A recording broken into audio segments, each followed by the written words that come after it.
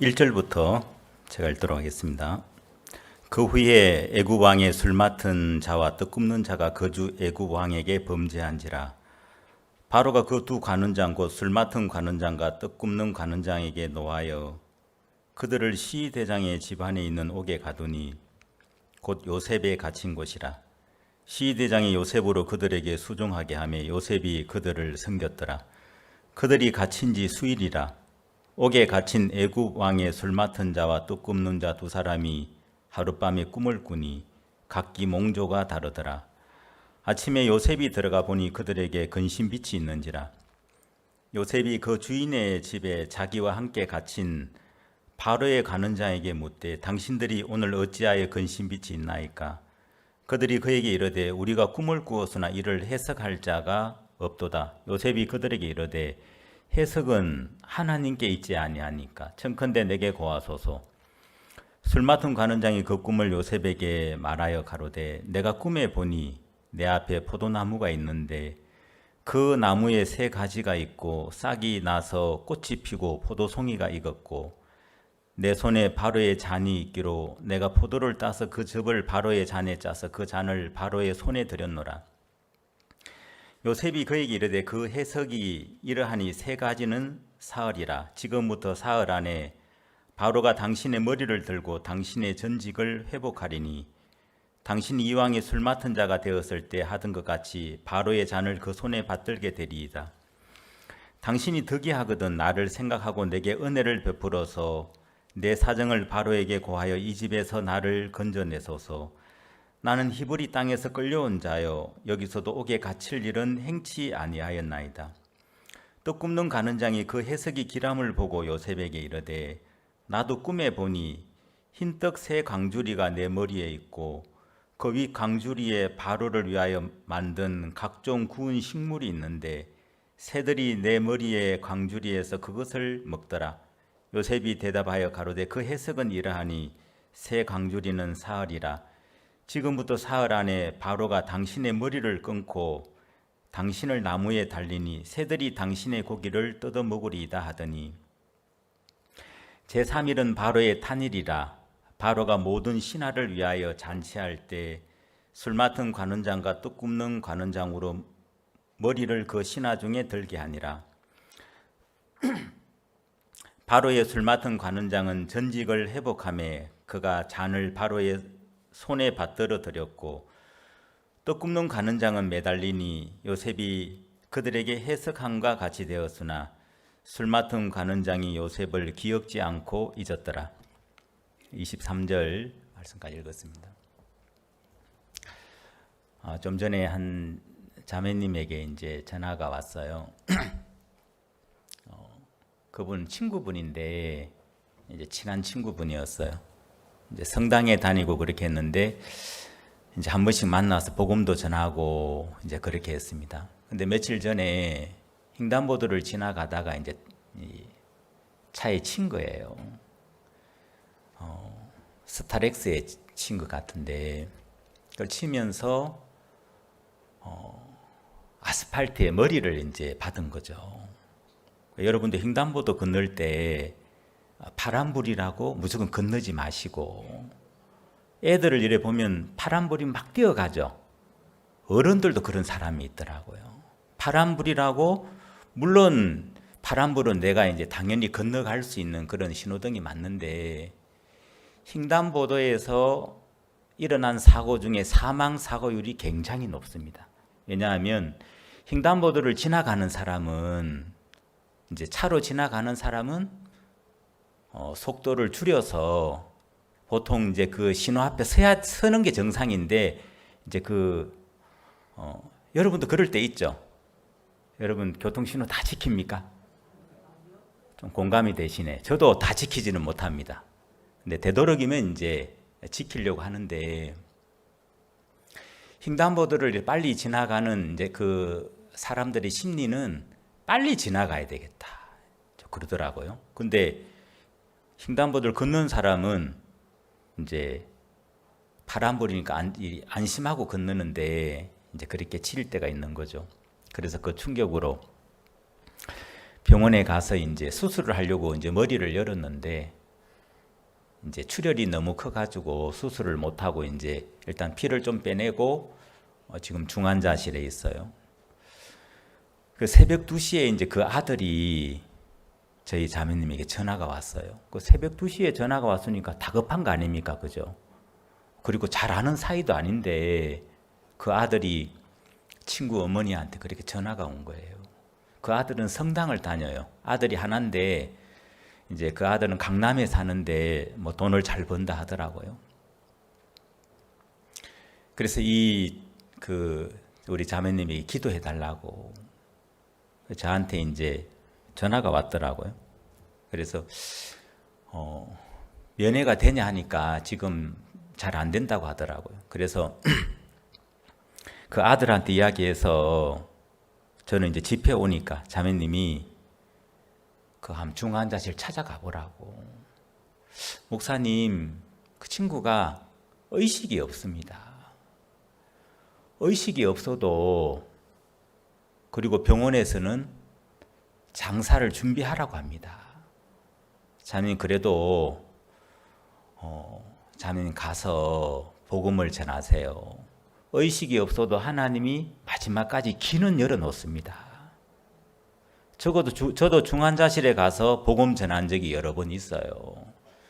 여러분도 혹시 주위에서 그런 가족분들이나 그런 경우가 있을 때 의식이 없다고 해서 포기하지 말고 하나님이 마지막까지 표현도 못하고 대화도 안 되고 하지만 이 마지막까지 길은 열어놓으신대요. 그래서 이제 복음을 전했다 하더라고요. 복음을 전하고 그 다음에 이제 기도해주고 방금 나왔다고 이제 연락이 왔습니다. 그리고 그 아들이 그 성당을 갔는데 아들 갔다 오는 거 이제 기다린다고 그렇게 이야기를 하는 거예요. 저도 그 아들하고 한번 통화를 했거든요. 이제 우리 자매님한테 연락처를 받아가지고 전화를 이렇게 딱 드렸는데 저는 그분 얼굴도 모르고 이제 연락처 받아가지고 전화를 했는데 이분이 따뜻하게 열린 마음으로 전화를 받더라고요. 어머니 이제 그런 일을 겪어서 그런지 몰라도 그래서 제가 전화상으로 기도를 했어요.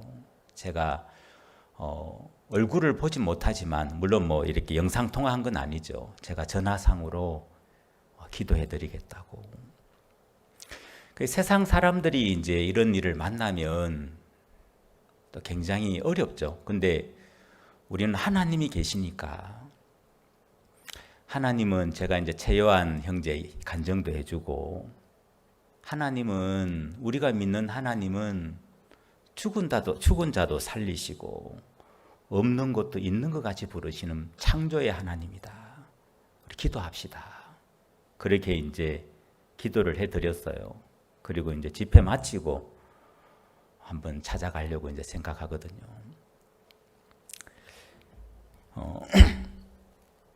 제가 오늘 양평에서 오는데 거리가 368km인가 그렇더라고요. 지난번에 제가 이제 내비를 한번 쳐봤어요. 저는 그래도 서울 가까이 살고 있습니다. 예, 서울에서 한 1시간 정도 거리 되는데 내비를 딱 쳐보니까 그때가 아마 일요일이었나요? 지난 주일이었나? 한 4시간 40분. 주일이니까 조금 뭐 오늘도 물론 주일이긴 하지만 제가 토요일 날 했는가? 아이고 좀 빨리 가야 되겠구나. 그래서 이제 빨리 예배 빨리 마치고 그렇게 이제 왔어요. 그래 한 2시간 정도 이제 운전하고 이제 좀 쉬었다가 이제 휴게소 2번 들르고 이제 그렇게 왔는데 저녁에 사모님 밥을 너무 맛있게 해주셔서 그래 맛있게 먹었습니다. 근데 숙소에 이제 우리 목사님하고 갔는데 목사님이 처음에 이제 그 입구에 번호를 그 자매님 가르쳐 준 것 같아요. 근데 분명히 가르쳐 준 대로 했는데 잘 안 되는 거예요. 그 나중에 보니까 순서를 바꿔야 했다라고. 그 뭐 문표시를 누르고 번호 누르야 되는데 번호를 누르고 처음에는 뭐 이것저것 막 누르시더라고. 뭐 이것저것 누르시더라고. 저도 그럴 때가 있거든요. 근데 이제 또 위에 올라갔어요. 위에 올라가서 또 거기서 또 여러 번 누르더라고. 그래가지고 이제 나중에 이제 그 핸드폰에 이제 그걸 보시고 그 아마 그 자매한테 문자를 받은 게 있는 모양이에요. 그걸 보시고 그 설명대로 딱 하니까 이제 문이 열리는 거예요. 근데 제가 이제 그걸 자세히 안 봐서 이제 제가 이제 저녁에 이제 저녁 식사하러 저녁 먹고 이렇게 가면서 제가 먼저 올라가서 우리 양등만 목사님 같이 올라갔는데 이제 입구에서는 이제 올라갔어요. 근데 이제 그 앞에서 이 번호를 알고 문을 이제 번호를 이렇게 손을 딱 누르니까 보통 우리가 손바닥에 딱 대면 그 번호가 딱 뜨잖아요. 떠가지고 이제 그 누르고 뭐 별표를 누른다든지 그렇게 하면 문이 열리는데 아무리 손을 대도 숫자가 2개밖에 안 뜨는 거예요. 이상하다. 왜 숫자가 2개밖에 안 뜨지? 그래가지고 막 저도 이렇게 누르고 양 목사님도 이렇게 눌렀다가 이렇게 눌렀다가 이상하다. 나 서울에서 왔는데 왜 이러지? 서울에도 이런 거 없는데 물론 저는 아파트 안 살아서 잘 몰라요. 요즘 제가 아파트 안 가본 지 오래돼서 그런지 많이 변했더라고요. 나중에 이제 알고 보니까 그 이제 그 요즘 그런 게 있죠. 형광 그걸로 딱 하면 그 지문 있잖아요. 이 사람 비밀번호를 알아가지고 도둑들이 그렇게 들어가는 거예요. 그 형광 그걸로 이렇게 딱 비추면 지문이 거기 보인대요. 우리 자매님도 고개를 끄덕끄덕 하신데 아마 예, 저도 그 생각도 못했는데 도둑들이 그렇게 해서 도둑질을 한대요. 그걸 방지하기 위해서 이제 이 숫자 2자리 있잖아요, 그죠? 그걸 또 눌러야 되는 거예요. 그렇게 이제 아마 한 것 같아요. 그리고 또 이제 저녁 먹고 이러 오는데 보니까 그 입구에 있죠. 입구에 엘리베이터가 있더라고. 야, 좋아졌어요. 요즘 보니까 입구에 현관 안에서 엘리베이터 딱 누르면 이거 올라오는 거예요. 그런 거 보신 적 있습니까? 저 서울에서 왔는데 제가 아파트에 안 살아서 잘 모르겠어요. 신기하더라고요. 그리고 딱 들어갔는데 화장실 불을 켜는데 불이 안 들어오는 거예요. 또 우리 목사님들도 그 거실 불을 켰는데 불이 안 오는 거예요. 나중에 알고 보니까 입구에서 그 하나 딱 눌러야 전원이 들어오는 거예요. 야, 내가 참 무식하구나. 여러분, 이 성경은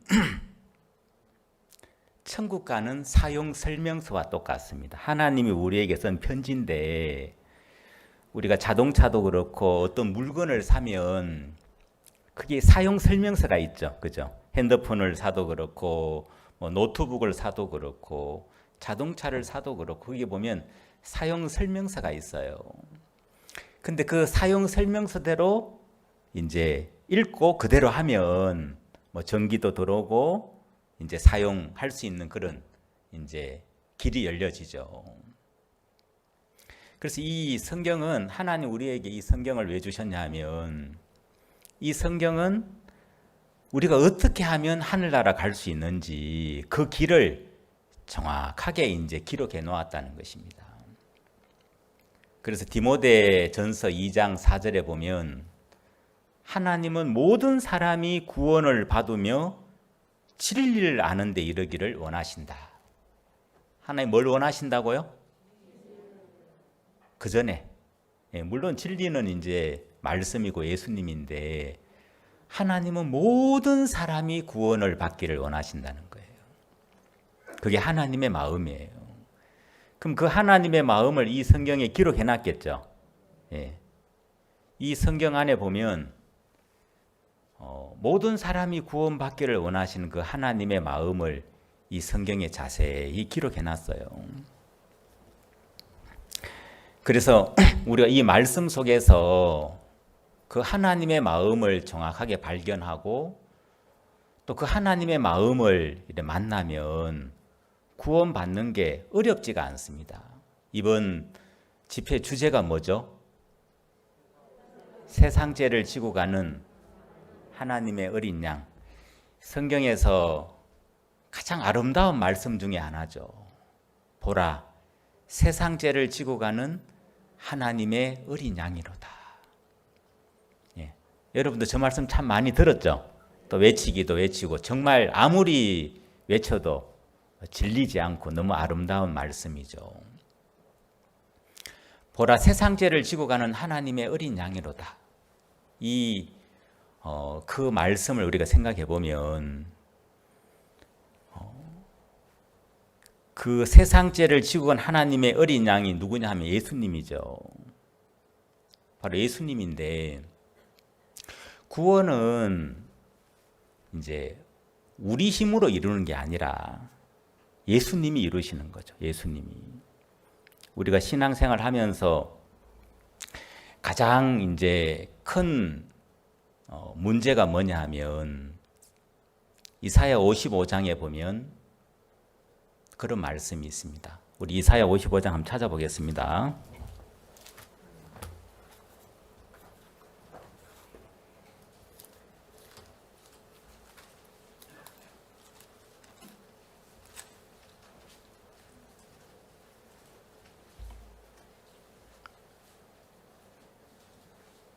6절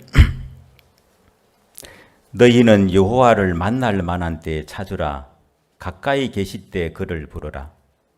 악인은 그 길을, 불의한 자는 그 생각을 버리고 여호와께로 돌아오라. 그리하면 그가 긍휼히 여기시리라. 우리 하나님께로 나아오라. 그가 널리 용서하시리라. 자, 8절 우리 같이 한번 읽어보겠습니다. 시작.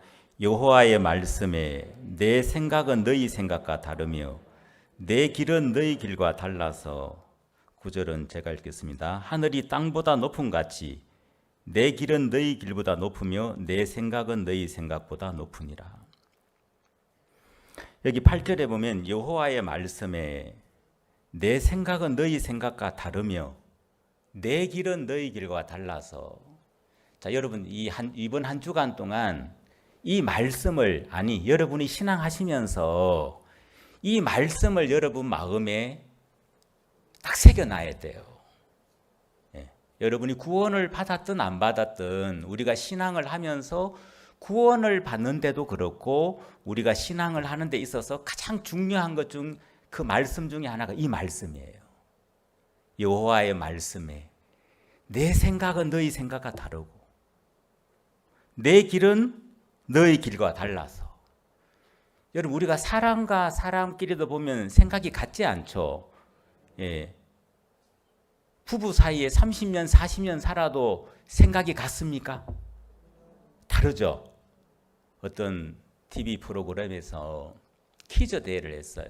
그래서 이제 거기 아주 나이 드신 이제 그 어르신이 나왔는데 이 할아버지가 설명을 하고 할머니가 그 단어를 맞추는 이제 그런 퀴즈였는데 그 할아버지가 막 그러는 거예요. 당신하고 나 사이, 당신과 나 사이 관계, 그 천생연분 있잖아. 당신과 나 사이 천생연분. 뭐 이제 큰 소리는 못 하고 입 모양을 하니까 그 아내가 평생 왼수. 남편은 천생연분이라 그러는데 아내는 평생 왼수라는 거예요. 한 50년 살아도 생각이 이래 다른 거예요. 여러분은 천생연분이죠? 예. 예수님 안에서는 평생 뭡니까? 예. 예수님 안에서는 다 화목해 놨잖아요. 그죠? 부부 사이도 생각이 다르고 형제지간에도 생각이 다르고 사람과 사람 사이도 생각이 차이가 있습니다. 네. 근데 하나님과 우리 사이에는 얼마나 큰 생각의 차이가 있겠습니까? 근데 이것이 어느 정도 큰지 사람들은 잘 모르는 거예요. 우리는 땅에 있죠, 그죠? 예, 우리는 땅에 속해 있고 하나님은 위에 하늘에 속해 계십니다. 물론 온 우주에 계시지만 땅과 하늘, 땅과 하늘은 절대로 만날 수가 없죠. 같을 수가 없는 거예요. 왜냐하면 우리 인간이 범죄하기 전에 우리는 에덴 동산에서 살았습니다. 하나님이 에덴을 창설하시고 이 에덴이란 뜻은 기쁨, 환희 그런 뜻이거든요. 옛날 환희라는 그런 담배가 있었습니다. 고개를 끄덕끄덕 하시는 분 계시네 보니까. 예, 저는 뭐 담배를 배우진 않았는데 심부름을 한 적은 있어요. 그 에덴이라는 곳은 그때는 인간이 범죄하기 전이었죠. 그래서 그때는 하나님하고 우리하고 마음이 같이 흘렀어요.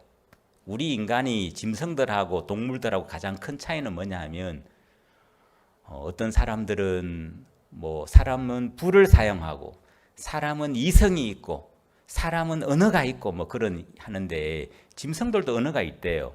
짐승들도. 예. 돌고래 이 돌고래도 보면 언어를 사용한다 하더라고. 근데 사람과 짐승의 가장 큰 차이는 하나님의 형상대로 만들어진 것은 사람밖에 없어요. 그렇죠? 예, 하나님의 형상. 그러니까 하나님의 형상은 영이신데 하나님은 영원하신 분이죠. 하나님은 거룩하시고 하나님은 진리시고 그래서 우리 인간의 마음에도 하나님의 성품을 닮은 게 있어요. 사람들 마음도 영원히 살고 싶은 마음이 있고 진리를 추구하는 마음이 있고 근데 사실 그거 영원한 걸 구하는 그거 있죠. 그건 원래 하나님인데 진리도 누구예요? 하나님이잖아요. 그죠? 근데 우리 인간이 범죄한 이후에 마귀가 그걸 바꾸었죠. 그래서 우리 인간이 범죄하기 전에 에덴에서 살았던 우리 인간의 삶은 아담 하와의 삶은 그 마음의 세계를 들어가 보면 지금 이 세상을 살고 있는 우리 사람들의 마음하고는 굉장히 다릅니다. 자, 지금 우리 이 세상에 살고 있는 사람들은 그 마음에 주로 들어있는 게 뭐가 가득 들어있습니까?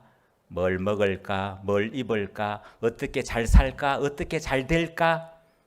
모든 생각들이 다 어디에 대부분 속해 있는 거예요? 이 육체, 그 다음에 이 땅, 그 다음에 이 눈에 보이는 거기에 사람들은 다 고정이 되어 있습니다. 대부분. 이해되시죠? 선악을 알게 하는 열매를 따먹고 나서 우리 인간에게 일어난 변화예요. 선악을 알게 하는 열매를 따먹기 전에 우리 인간의 마음에는 그때는 에덴에서는 이런 좋은 건물도 없었고 좋은 차도 없었고 좋은 아파트도 없었어요. 이렇게 좋은 옷도 없었어요. 여러분이 지금 입고 있는 옷, 제 옷도 마찬가지지만 다 좋은 옷이죠. 예, 한국 옷은 있잖아요. 다 좋은 옷이에요. 여기다가 명품 그 마크만 하나만 달면 있잖아. 가격이 수십 배로 올라가요. 한국 옷은 다 좋아요. 그런 어떤 물질적인 것들이 갖추어져 있지 않았지만 이 아담 하와의 마음에는 하나님과 이 마음이 흘렀기 때문에 하나님의 마음 안에 있는 거룩, 기쁨, 평안, 소망, 감사 이런 것들이 아담 하와의 마음에 가득 들어 있었습니다. 그래서 환희, 에덴이라는 것이 환희, 행복했었죠. 그것은 물질적인 그런 어떤 행복이 아니라 우리 마음에서 하나님의 마음과 만나는 그런 행복이죠. 그래서 하나님의 형상대로 지음을 받은 우리 인간이 에덴에서 그렇게 행복하게 살았습니다. 근데 우리 인간이 범죄하고 나서 에덴에서 쫓겨났죠. 그리고 이제 우리에게 일어난 변화는 뭐냐 하면 하나님하고 끊어지고 죄가 우리 마음에 들어온 이후에 여러분 이 죄라는 것은 어원이 관역에서 벗어났다. 하나님을 떠났다. 하나님과 끊어졌다. 이제 어떤 그런 의미거든요. 전기가 전선이 끊어지듯이 하나님하고 이제 끊어져 버린 거예요. 하나님하고 딱 끊어지니까 우리 인간들의 마음이 이제 어디로 흘러가냐 하면 눈에 보이는 이 육체의 어떤 물질 세계, 이 선악과 자체가 먹음직하고 보암직하고 지혜롭게 할 만큼 탐스럽다 그랬잖아요, 그죠? 야고보서에 보면 세 가지 나와요. 뭐가 나오죠? 그 비슷한 육신의 정욕, 안목의 정욕, 이생의 자랑. 여러분, 우리 사람들이 하나님을 떠나버린 인생이 이 세 가지에 빠져서 사는 거예요. 육신의 정욕, 뭘 먹을까, 뭘 입을까, 어떻게 잘 살까. 안목의 정욕, 눈에 보이는 것. 여러분, 솔로몬이 자기 눈이 원하는 것을 다 취해봤대요. 사람들이 이 앙케이트 조사를 해보니까 지금 이 시대에 뭐니 해도 우리에게 가장 필요한 것은 머니다. 고개를 끄덕끄덕 하시는데 우리에게 필요한 건 정말 예수님이 필요하죠. 머니도 필요하긴 하지만, 근데 그 머니를 역사상 가장 많이 가진 사람이 누구였냐 보니까 솔로몬이에요. 솔로몬의 삶을 한마디로 표현하면 내 눈이 원하는 것을 다 가져봤고 내 마음이 원하는 것을 다 해봤어요. 여러분, 여기에 그런 분 아무도 없죠? 예, 아무도 없어요. 예. 그래서 솔로몬은 아내가 1000명이나 되었어요. 저는 한 명 데리고 사는 것도 쉽지 않아요. 우리 형제님들 공감이 되시죠?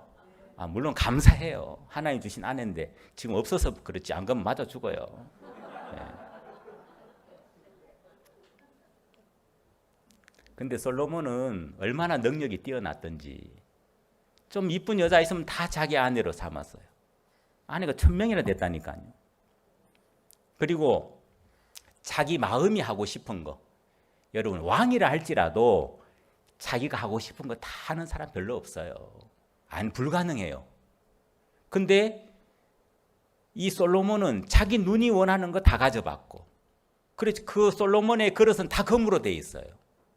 그리고 자기 마음이 하고 싶은 거, 내가 뭐 연못을 만들고 싶다, 목장을 만들고 싶다, 솔로몬의 말 한마디에 다 돼요. 은을 돌같이 흔하게 여겼다. 여러분, 은이라도 이 격이 가득 차면 얼마나 돈이 돼요, 그죠? 그렇잖아요. 은을 돌같이 흔하게 여겼다. 얼마나 부자였으면, 돈 이야기 나오니까 눈이 땡글땡글해지시네. 우리 자매들 보니까. 솔로몬이 있잖아요, 진짜 그렇게 부족함이 없는 삶을 살았습니다. 근데 솔로몬은 원래 마음에서 하나님을 만났던 사람이에요. 근데 그 솔로몬이 하나님을 떠나서 육신의 정욕, 안목의 정욕, 이생의 자랑, 하나님을 마음에서 떠나가면 사람이 흘러가는 길이 똑같아요.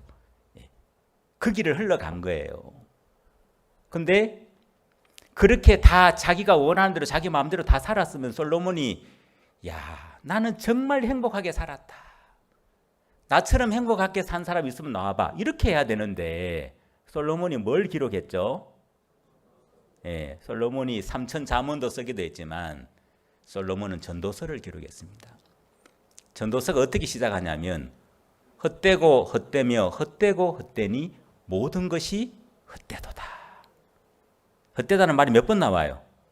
많이 나오죠, 그죠? 그리고 전도서 끝에는 어떻게 결론을 짓냐 하면 사람의 본분에 대한 이야기를 하고 있습니다. 사람의 본분은 하나님을 섬기고 경외하는 게 사람의 본분이다.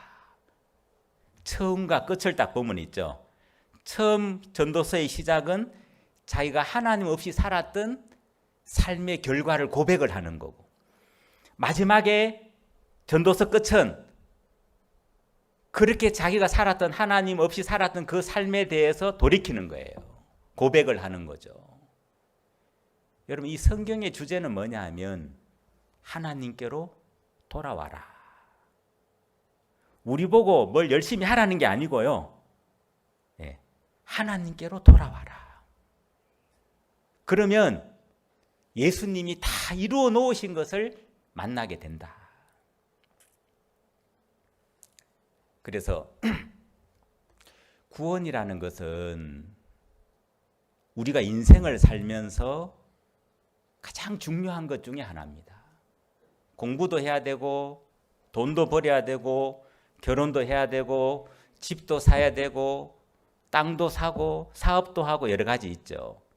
하지만 제일 중요한 것은 솔로몬이 마지막에 딱 이야기했듯이 우리가 마음에서 하나님을 만나는 것, 이 죄를 씻음받고 예수님을 모시고 천국 가는 것, 이것보다 더 중요한 것은 없습니다. 사람들 이렇게 전도하다 보면 장사한다고 나는 바빠요, 나는 별로 그런데 관심 없어요. 살기도 바쁜데 지금 죽은 뒤에까지 어떻게 생각해요? 뭐 이런 분도 계시는데 그렇지 않아요.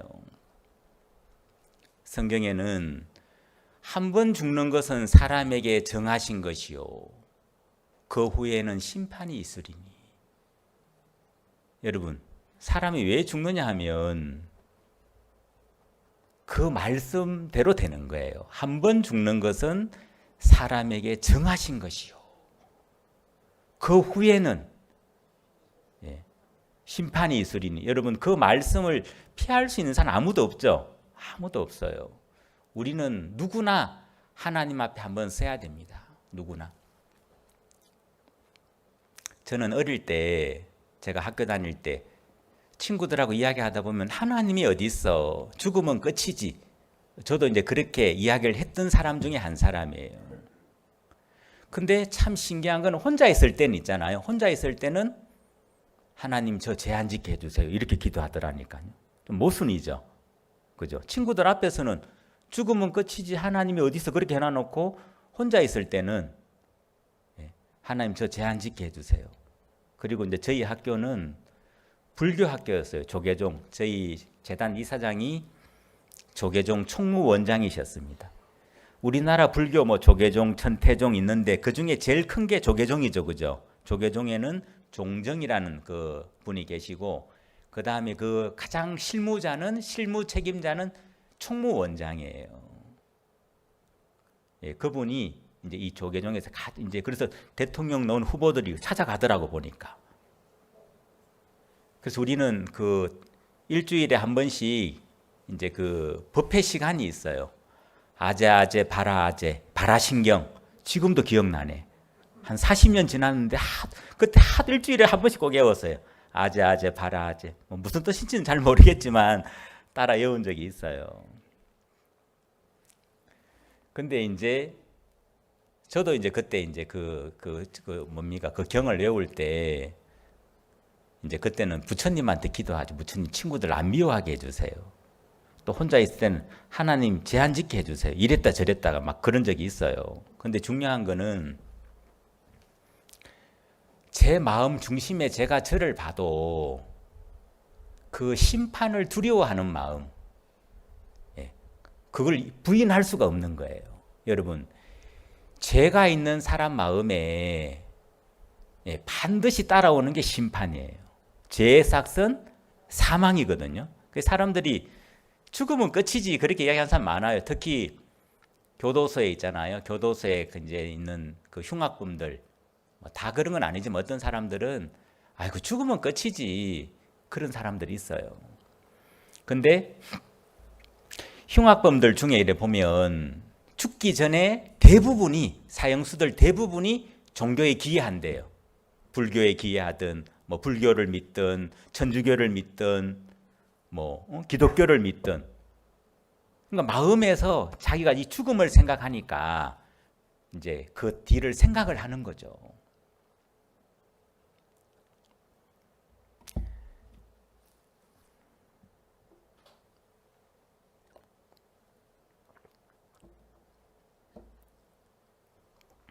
그래서 이 사람들 마음에는, 이 하나님을 떠난 사람들 마음에는 이제 다 죄가 있고 그 다음에 그 죄에 대한 두려움이 있단 말이에요. 근데 이제 문제는 뭐냐 하면 우리 스스로는 그 죄를 이기거나 씻을 수 있는 사람 아무도 없어요. 여러분 그렇죠? 오늘 제가 이 창세기 40장을 읽었는데 여기 보면 술 맡은 관원장이 나오고 떡 굽는 관원장이 나옵니다. 여러분 이 말씀을 많이 들어보셨겠지만 이 말씀을 우리가 자세히 보면 있잖아요. 한번 봅시다. 창세기 40장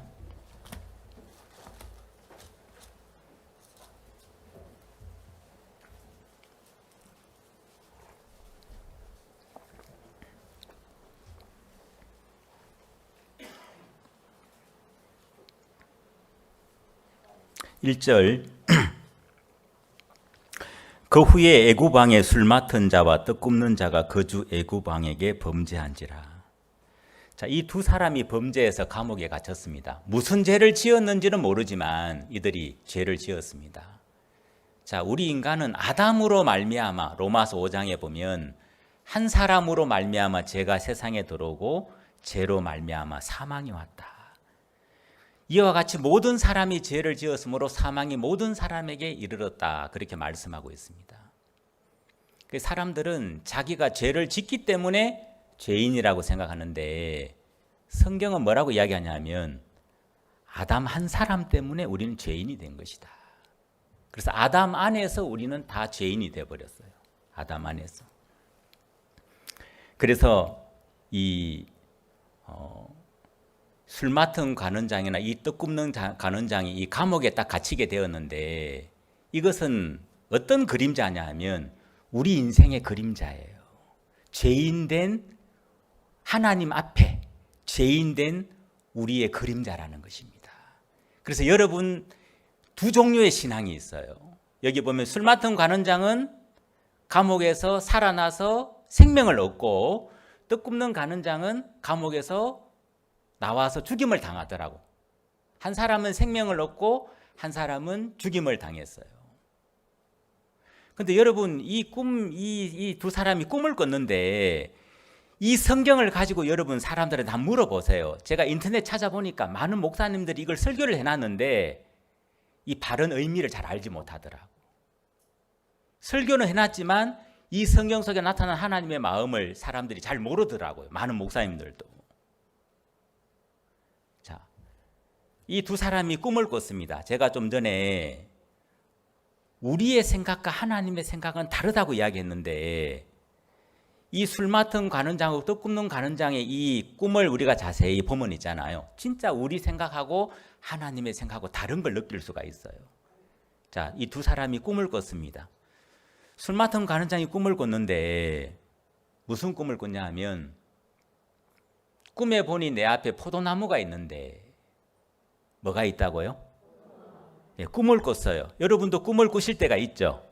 예, 저는 어릴 때 무슨 꿈을 많이 꿨냐 하면 뱀 꿈을 많이 꿨어요. 꿈에 큰 뱀들이 나타나가지고 저는 도망 다니고 막 그랬어요. 그 뱀 꿈을 많이 꾸는 사람은 돈을 좋아하는 사람이라 하더라고요. 그래서 제가 그 다리 밑에 있죠. 거기 처박혀가지고 그 땅을 파면 동전이 계속 나오더라고. 그래가지고 한 보따리 나와요. 근데 꿈이야. 꿈이에요. 예, 어디까지나 꿈. 근데 그런 꿈을 좀 많이 꿨어요. 근데 이 술 맡은 관원장은 꿈을 꿨는데 내 앞에 포도나무가 있는데 아까 이야기 들었죠? 포도나무는 누구를 이야기해요? 예수님을 이야기하죠. 내 앞에 포도나무가 있는데 자, 내 앞에 포도나무가 보여요. 포도나무만 보였어요. 이 술 맡은 관원장에게 포도나무만 보였어요. 포도나무는 예수님이죠. 예수님만 보였다는 거예요. 이게 굉장히 중요합니다, 여러분. 내 앞에 포도나무가 있는데 제가 오늘 차를 타고 오면서 이 말씀을 좀 생각을 했어요. 내 앞에 포도나무가 있는데 내 앞에 포도나무가 있는데 그래 내 앞에 예수님이 계시지. 내 앞에 예수님이 계시지. 여러분 내 앞에 예수님이 계신 것과 안 계신 것은 천지 차이죠. 그죠? 그렇잖아요. 여러분 제가 참 많아요. 근데 내 앞에 예수님이 계셔. 그러면 예수님은 그 죄를 씻을 수 있어요? 없어요? 내가 참 큰 문제가 있어요. 근데 내 앞에 예수님이 계셔요. 그 문제가 이기겠어요? 예수님이 이기겠어요? 나에게 큰 어두움이 있어요. 근데 내 앞에 예수님이 계셔. 그러면 그 예수님이 그 어두움을 쫓아내겠어요? 못 쫓아내겠어요? 왜냐하면 예수님은 빛이시거든요. 창세기 1장에 보면 땅이 혼돈하고 공허하며 흑암이 깊음 위에 있고 그랬습니다. 몇 년인지 몇 천 년인지 몇 만 년인지 모르겠어요. 땅이 혼돈하고 공허하고 흑암이 깊음 위에 있는데 그 땅은 우리 인간의 마음을 이야기합니다. 그리고 지금 이 시대 예수님이 없는 사람들의 마음을 이야기해요. 지금 이 시대가 얼마나 혼돈스럽고 혼란스럽고 공허하고 흑암이 깊음 위에 있습니까? 푸틴이 동원령 했다 그러죠, 그죠? 푸틴 여기서 그런 이야기 좀 그렇지만 좀 제정신이 아닌 것 같아요, 그죠? 예. 진짜 혼돈의 시대예요. 그리고 진짜 주님 오실 때가 가까운 것도 사실이고, 그러한 점에 우리가 이런 복음 집회를 할 수 있다는 것도 감사하고, 그렇죠? 여러분 오늘 잘 오셨어요. 우리가 이 복음을 전할 수 있다는 것이, 또 우리가 이런 말씀을 통해서 예수님을 생각할 수 있다는 것이 얼마나 감사합니까?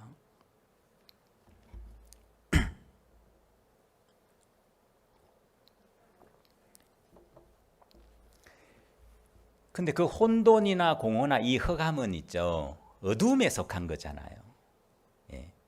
이게 빛이 임하기 전에 인간의 마음을 이야기하는데, 하나님의 말씀이 임하기 전에 인간의 마음을 이야기합니다. 그 땅의 상태를 이야기하는 거죠. 그러면 땅 스스로 혼돈이나 공허나 흑암을 물리칠 수 있냐는 거예요. 우리 인간 스스로 어두움을 이길 수 있습니까? 우리 인간 스스로 슬픔을 이길 수 있습니까? 우리 인간 스스로 죄를 이길 수 있습니까? 우리 인간 스스로 죄를 씻을 수 있습니까? 못해요.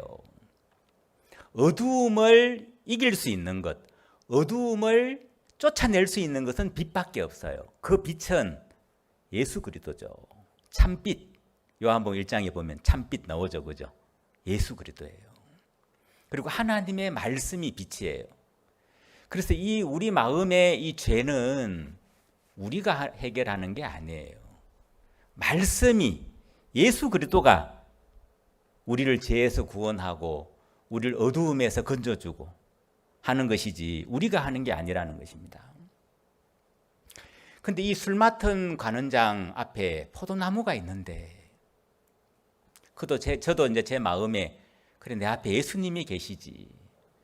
그래 예수님이 계시면, 예수님, 내가 부족해도 연약해도 예수님이 이 집회를 아름답게 해주시겠구나. 아멘 되시죠? 예, 그런 마음이 들어지는 거예요. 내가 설교를 잘하고 내가 말씀을 잘 전해야 되는 것이 아니라, 예수님이 계시는구나. 그래서 그 예수님이 바라봐지고 예수님이 소망이 되고 예수님이 일하시겠다는 마음이 드는 거예요. 여러분, 우리가 이 성경에 보면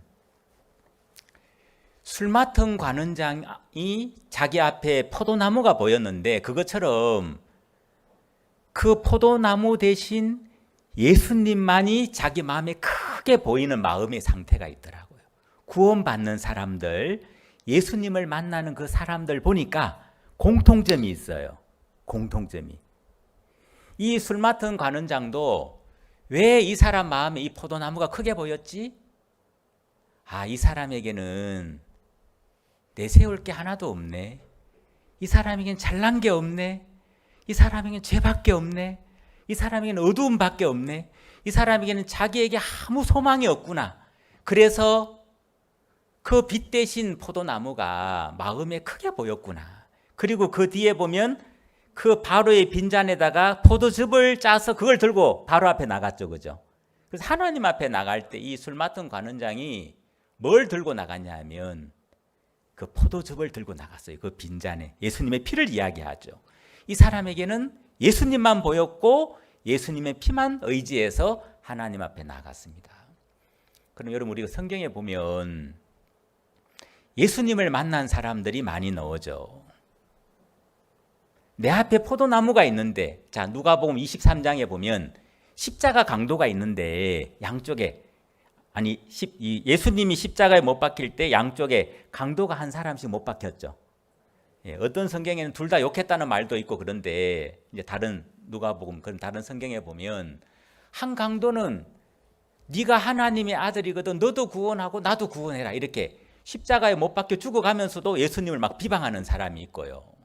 근데 한 사람은 그 사람을 책망하면서 뭐라고 이야기하냐면, 우리는 우리의 행한 일에 상당한 보응을 받는 것이니 이에 당연하거니와 우리는 십자가에 못 박혀 죽어도 할 말이 없는 인간이다. 그러면서 예수님에게 뭐라고 이야기하냐면, 당신의 나라에 임하실 때 나를 생각하소서. 예수님이 그 십자가 한편 강도에게 뭐라고 이야기하냐면, 오늘 밤에 네가 나와 함께 낙원에 있으리라. 그래 말씀하셨죠, 그죠? 자, 이 십자가 강도는 지금까지 잘한 게 아무것도 없어요. 예수님은 우리 죄 때문에 십자가에 못 박혔지만 이 강도는 십자가에 못 박힐 그런 행동을 했죠. 그리고 이젠 죽어가고 있어요. 못 박혀서. 못 박힌 사람이 교회를 갑니까? 못 박힌 사람이 기도원을 갑니까? 못 박힌 사람이 뭐 봉사를 할 수 있습니까? 이 사람 아무것도 할 수 없잖아요. 그죠? 근데 이 사람이 거기서 예수님을 만난 거예요. 이 사람은 지금까지 아마 예수님을 안 믿었어요. 근데 지금 자기가 죽음 앞에 섰죠. 그리고 이제 자기는 죄로 말미암아 심판을 받을 수밖에 없는 그 위치에 섰습니다. 근데 그때 자기 앞에 예수님이 밝히 보이는 거예요. 똑같이 강도가 못 박혔는데 한 강도는 네가 하나님의 아들이거든 너도 구원하고 나도 구원하라. 자, 이 사람은 예수님이 예수님으로 보이지 않는 거예요. 죽어가면서도 이 사람은 자기의 어떤 생각 속에 그 어떤 육체의 생각 속에 빠져 있는 거죠. 그죠? 그 살려고 하는 마음. 이제 내가 곧 하나님 앞에 서는데 자기 영혼을 생각하는 게 아니고 네가 하나님의 아들이거든 너도 구원하고 나도 구원해라. 이게 영혼의 구원을 이야기합니까? 아니면 자기 육체의 생명을 이야기하는 겁니까? 그죠? 이 사람은 여전히 이 육체의 그 생각에다가 기대를 두고 있는 거죠. 근데 한쪽 강도는 이에 당연하거니와 당신의 나라 임하실 때 나를 생각하소서. 당신의 나라가 어디입니까? 천국이에요. 내가 이제 하나님 앞에 서는구나. 나를 생각하소서. 자, 나를 생각하소서 그러는데 내 앞에 포도나무가 있는데 그것처럼 이 강도가 나를 생각하소서 이게 무슨 의미예요? 나를 불쌍히 여기소서. 예수님 당신이 나를 구원하시면 저는 구원을 받을 수 있습니다. 예수님 당신이 제 죄를 사하시면 저는 제 사함을 받을 수 있습니다. 예수님 당신이 저를 천국 가게 하시면 저는 천국 갈 수 있습니다. 이 술 맡은 간원장이 꿈을 딱 꾸고 나서 요셉에게 이야기하니까 요셉이 해석은 하나님께 있지 아니하니까 요셉이 그 이야기를 해요. 8절에 보면 그 꿈 해석은 하나님께 있지 아니하니까. 이 십자가 강도가 바로 우리의 모습이에요. 이 강도가 천국 가는 것은 누구에게 달려 있습니까? 우리가 구원받고 천국 가는 것이 누구에게 달려 있어요? 우리에게 있어요? 하나님에게 있어요? 하나님께 있어요. 예수님에게 있어요. 그 예수란 뜻은 아들을 낳으리니 이름을 예수라라. 이는 그가 자기 백성을 저희 죄에서 구원할 자이십니다. 그래서 예수님이 요한복음 6장에는 내가 이 땅에 온 것은 내 뜻을 행하려 함이 아니요 내 아버지의 뜻을 행하러 왔다. 내 아버지의 뜻은 아들을 보고 믿는 자마다 영생을 얻는 것이다. 아버지의 뜻은 영생을 얻는 것이다.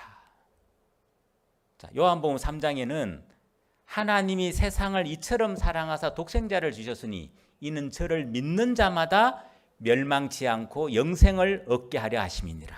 거기 보면 멸망이 나오고 영생이 나와요. 믿는 자마다 멸망치 않고 영생을 얻게 하려 하심이니라. 요한복음 6장에는 아들을 믿는 자마다 영생을 얻게 하려 하십니다. 우리가 예수님을 믿는다는 게 뭐냐 하면 예수님을 믿으면 영생을 얻어요.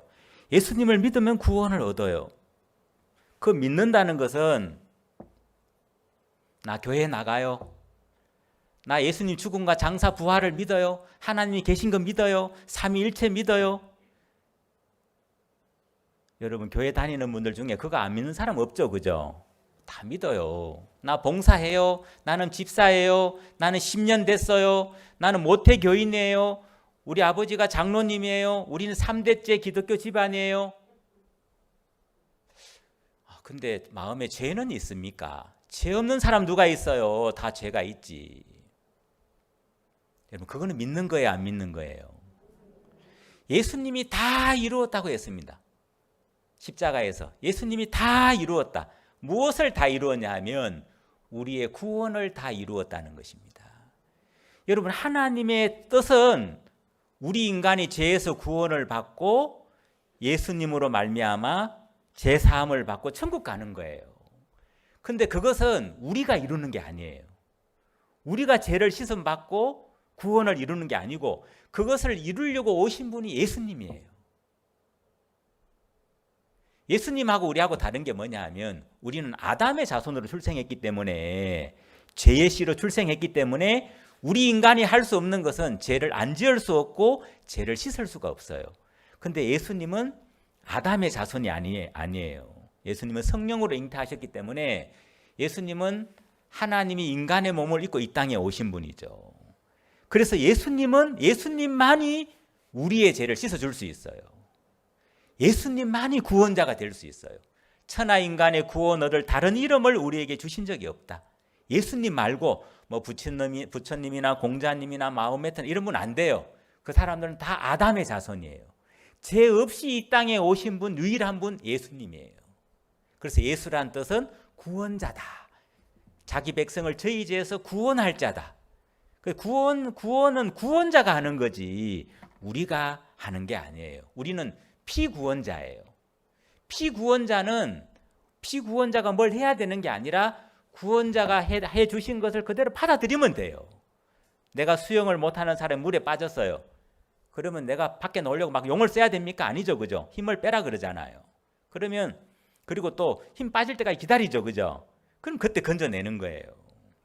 구원은 예수님이 이루시는 거예요. 보라, 세상 죄를 지고 가는 하나님의 어린 양이로다. 또 저희 죄와 저희 불법을 내가 다시는 기억지 아니하리라. 얼마나 감사합니까? 근데 저는 예수님의 죽음도 믿고 장사도 믿고 부활도 믿고 다 믿어요. 하지만 저는 죄인입니다. 어떤 목사님은 그러시더라고요. 나는 죽을 때까지 죄인임을 확실히 믿습니다. 네 믿음대로 지옥 갈지어다. 나는 죽을 때까지 죄인임을 확실히 믿습니다. 이게 겸손입니까? 교만입니까? 아이고, 누가 똑똑하게 이야기하시네. 교만이에요. 그것처럼 교만한 게 없어요. 가장 겸손하신 분은 예수님이에요. 그래서 그 예수님이 이루어 놓으신 것을 그대로 받아들이는 게 겸손이에요. 예수님이 다 이루어 놓으신 것을 그대로 받아들이는 걸 보고 믿음이라고 하는 거예요. 내가 뭘 열심히 해야 되는 게 아니라, 여러분, 여호와의 말씀에 내 생각은 너희 생각과 다르고 내 길은 너희 길과 달라서 사람들은 어떤 생각을 갖고 있냐 하면 선악을 알게 하는 열매를 따먹고 나서 우리 인간은 육체 중심적인 생각으로 흘러가 버렸습니다. 마귀가 하나님과 단절된 우리 인간의 마음 안에 어떤 생각을 딱 집어넣어 버렸냐 하면 하나님과 반대되는 행위적인 관념을 우리 마음에 집어넣어 버렸어요. 그래서 아담 하와가 옷을 해 입었잖아요. 그죠? 옷을 해 입었죠. 인류 최초의 패션입니다. 무슨 옷입니까? 예, 무화과 나뭇잎 옷이죠. 근데 그 무화과 나뭇잎 옷은 햇볕에 나가면 말라지고 부서지죠. 그죠? 그러니까 자기의 부끄러움을 자기가 스스로 해결하려고 한 것. 자기가 자기 인생을 지키려고 하고 책임을 지려고 하고 자기 부끄러움을 자기가 해결하려고 하는 것. 하나님을 떠나버린 우리 인생에 나타난 정상이죠. 근데 그 인간의 그 수고가 온전히 자기를 가려줄 수 없잖아요. 그죠? 그거는 인간이 자기가 자기를 위해서 한 거예요. 그러니까 그 아담이 범죄하고 나서부터 우리 인간의 마음에 강하게 흐르는 게 뭐냐 하면 그 율법사나 부자 청년이 예수님 앞에 하는 이야기가 있어요. 선한 선생님이요, 내가 무슨 선한 일을 하여야 영생을 얻으리까? 또 율법사는 뭐라고 이야기하죠? 내가 무엇을 하여야 영생을 얻으리까? 우리가 뭘 해서 영생을 얻습니까? 영생은 하나님의 선물입니까? 선물이죠, 그죠? 영생은 구원은 우리가 뭘 해서 얻는 게 아니에요. 에베소서 2장에 보면 너희가, 에베소서 2장 8절입니다. 너희가 그 은혜를 인하여 믿음으로 말미암아 구원을 얻었나니 이것이 너희에게서 난 것이 아니요 하나님의 선물이라. 행위에서 난 것이 아니니 이는 누구든지 자랑치 못하게 함이니라. 자, 거기 보면 행위에서 난 것이 아니니라고 됩니다. 그것은 나로 말미암아 된 게 아니라는 거예요. 나로. 여러분, 이 행위의 주인은 나예요. 은혜의 주인은 예수님이에요. 맞죠, 그죠? 예, 그래서 구원은 절대 나로 말미암아 되어지는 게 아니에요. 예수 그리스도로 말미암아 되어지는 것입니다. 하나님의 은혜로 되어지는 거죠. 너희가 그 은혜를 인하여 믿음으로 말미암아 구원을 얻었나니 이것이 너희에게서 난 것이 아니요 하나님의 선물이라. 그래서 이 술 맡은 관원장은 이건 바로 은혜의 그림자입니다. 술 맡은 관원장은 자기에게 죄밖에 없고 자기에게 선한 게 없고 자기에게 잘난 게 없고 자기에게는 악한 것밖에 없기 때문에 예수 그리스도에게만 소망을 두는 거예요. 그리고 자기한테 아무것도 가져갈 게 없으니까 예수님의 피만 의지해서 하나님 앞에 나간 거예요. 근데 하나님은 그 술 맡은 관원장을 기뻐 받으신 거예요.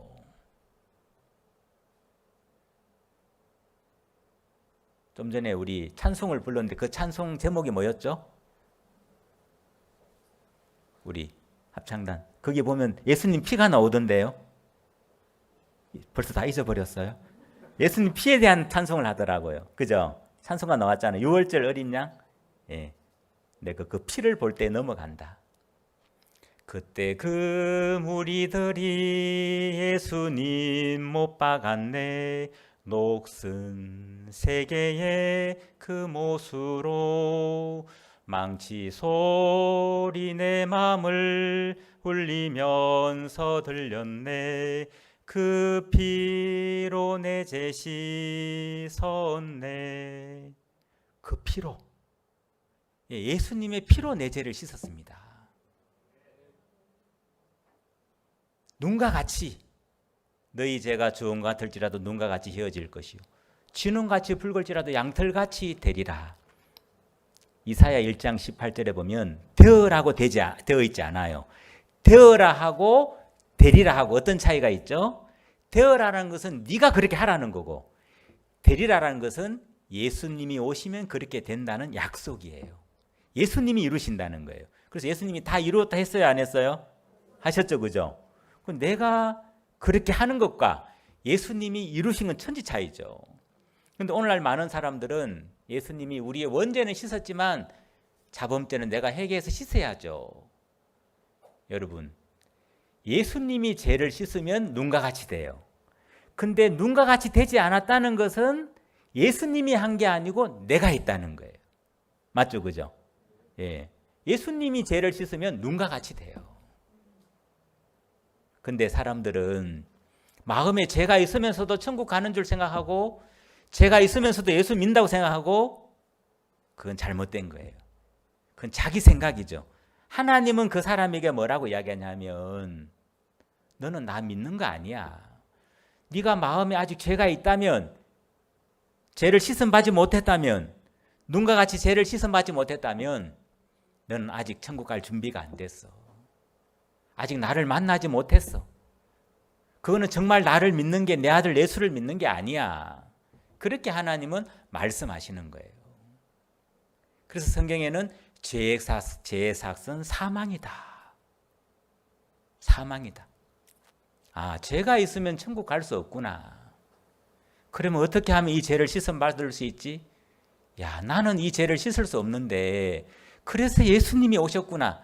그래서 예수님이 십자가에서 이루어 놓으신 것을 그대로 받아들이면 우리의 죄가 눈과 같이 씻겨지는 거예요.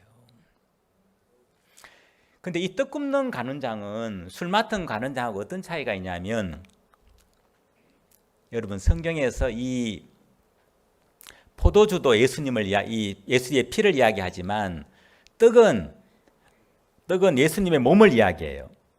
마태복음에 보면 예수님이 6월절 행사 때 떡을 나눠주면서 이것은 너희를 위하는 내 몸이다.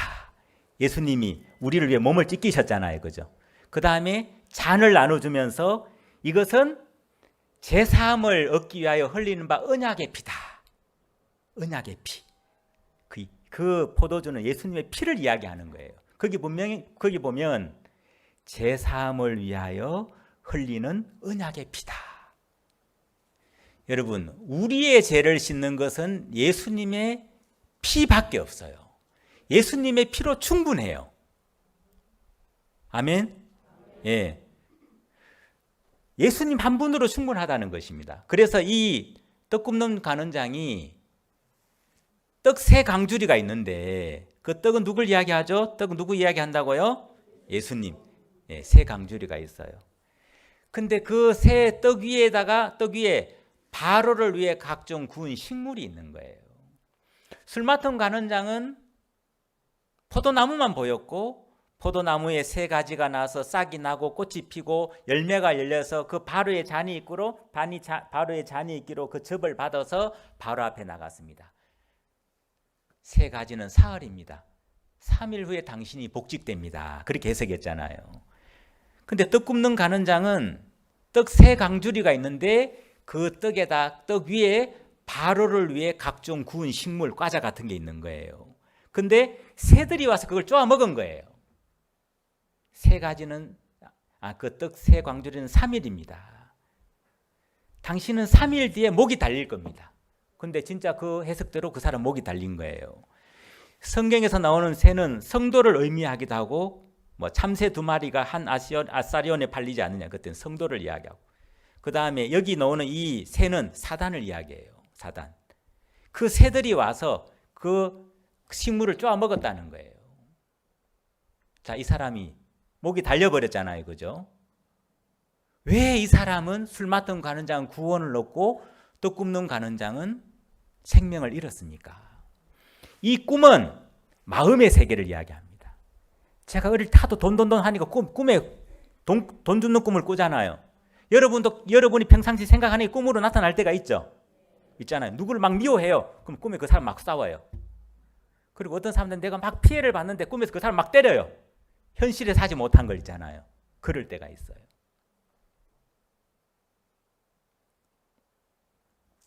이 떡 굽는 간원장은 무슨 그림자냐면, 이 사람은 술 맡은 간원장은 예수님만 의지해서 나갔고 예수님의 피만 들고 나갔고, 떡 굽는 간원장은 예수님에다가 자기 잘한 걸 보태서 간 거예요. 하나님이 안 받으시는 거예요. 예수님만으로는 부족할 것 같으니까 거기다가 자기 잘한 것.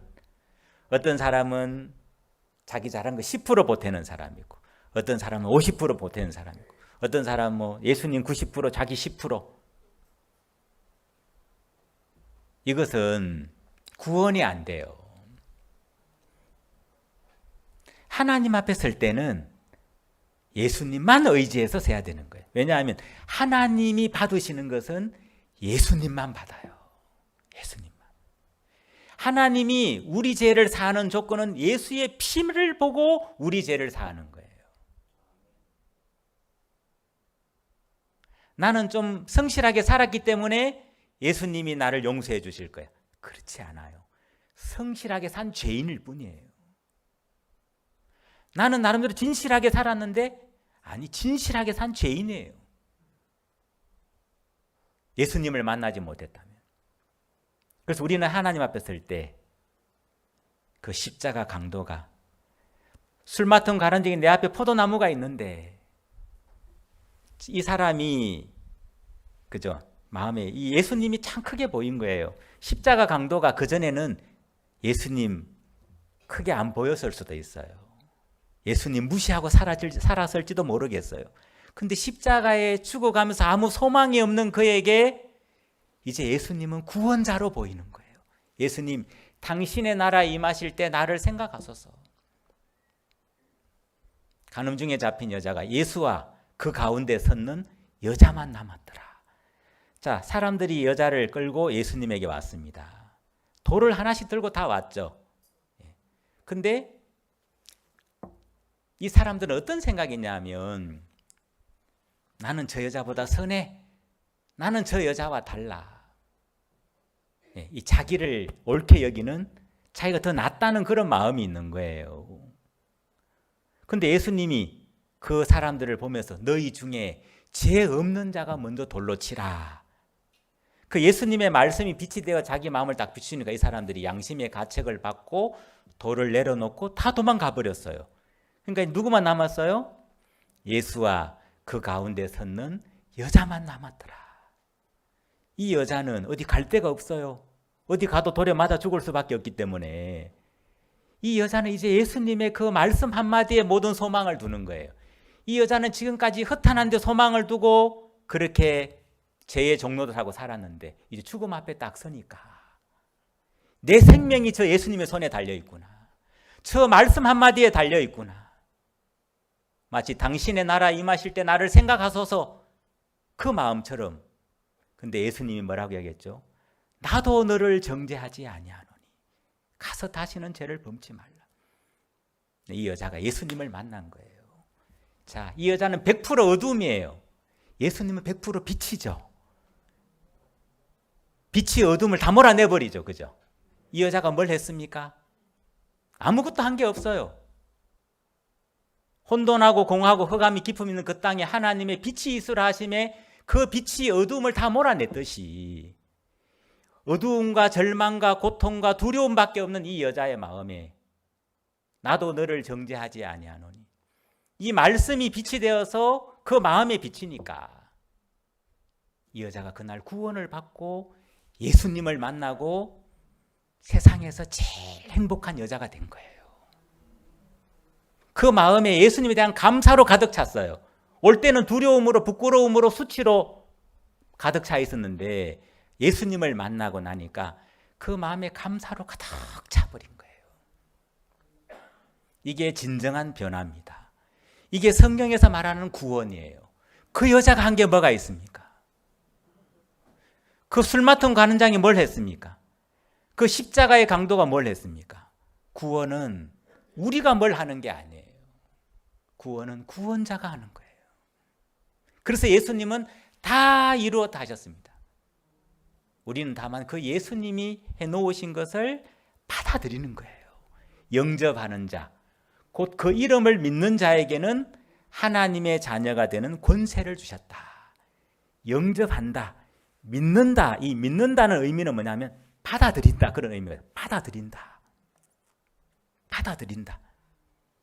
하나님의 말씀을 그대로 받아들인다. 내 생각 보태지 말고. 그러면 여러분의 마음 상태가 어떠하든지 혼돈하든지 공허하든지 흑암이 깊음에 있든지 죄가 얼마나 많든지 그런 것과 아무 상관없이 하나님의 말씀을 받아들이면 창세기 1장에 땅에 일어났던 그 변화가 또 그 여자의 마음에 일어났던 그 변화가 우리 마음에 동일하게 일어날 줄 믿습니다. 네. 오늘 말씀 여기까지 하도록 하겠습니다. 기도하시겠습니다.